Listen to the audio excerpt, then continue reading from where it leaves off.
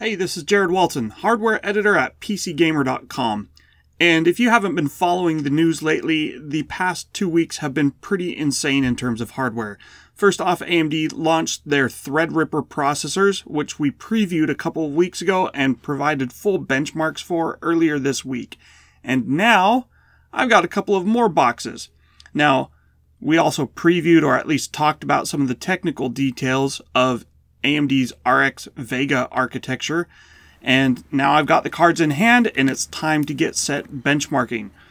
But of course, before you benchmark, you got to get to the actual unboxing. Benchmarks will be available Monday morning, but in the meantime, let's get this sucker unpacked. So yeah, cutting open boxes one-handed while holding a camera is a bit difficult. I'm going to skip to the important stuff here.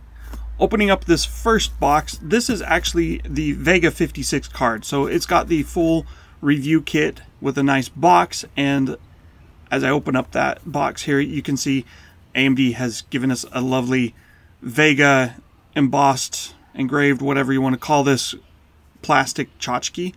So that can go on my desk next to the Threadripper sample. But there's also a booklet in here. It tells the story of Vega, I guess, the architecture, what they set out to do, some of the key highlights. Nothing super important in here. And so let's get to the graphics card itself. The graphics card here, so this is the Vega 56, 3,584 streaming processors, composed of 56 compute units. And the design looks a lot like AMD's previous RX 480 reference design, but with some noteworthy changes. For one, there's now a backplate on this, a full backplate to protect things, and that just kind of looks nicer. The card is also bigger, I'll show that later. And the biggest difference is actually in the fan, at least in my opinion. The fan on the RX Vega is slightly larger, it has a few fewer fins, and so cooling will hopefully be better while noise levels will be lower. Switching over to this secondary box, this is supposed to be Vega 64. Anyway, no special packaging here, and this one comes in the anti-static bag, but hold on a sec here. So this is the same industrial design. Cards look virtually identical. The part numbers are one digit different. Let me pull out the RX 480 for comparison. So you can see I've got these three cards.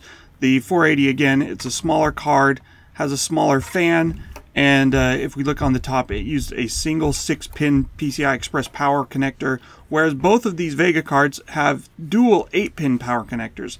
Now that's something that we've heard about Vega already, is that it is a power-hungry beast, and whether that's good or bad, we'll have to see. It depends kind of on performance, I guess. But the Vega 64 has a 295 watt board power level, and the Vega 56 has a 210 watt board power level, so it is lower, but those are still substantially higher than NVIDIA's GTX 1080, which has a 180 watt power rating. So, and the 1070 is only 150 watt. So we'll see how that actually stacks up in benchmarks. Now, the Vega 56 card, it doesn't need dual 8-pin connectors unless you're going to overclock it, and presumably that's why they equipped this one with the dual 8-pin connectors. The stock clocks are quite a bit lower on Vega 56, but overclocking headroom, I wouldn't be surprised if it takes it right back up to Vega 64 levels and maybe even 5 to 10% beyond, which should be a really good performing card if all goes as planned. I'm excited to see how this goes because this is the first truly high-end AMD graphics card we've had since the Radeon R9 Fury X launched about 2 years ago. This is hopefully going to be better, although it's kind of looking like it might be a repeat of that. Full reviews will be up on August 14th, Monday, and that's right around the corner, so come back and check our site then, and we will have the full performance review. Thanks for watching.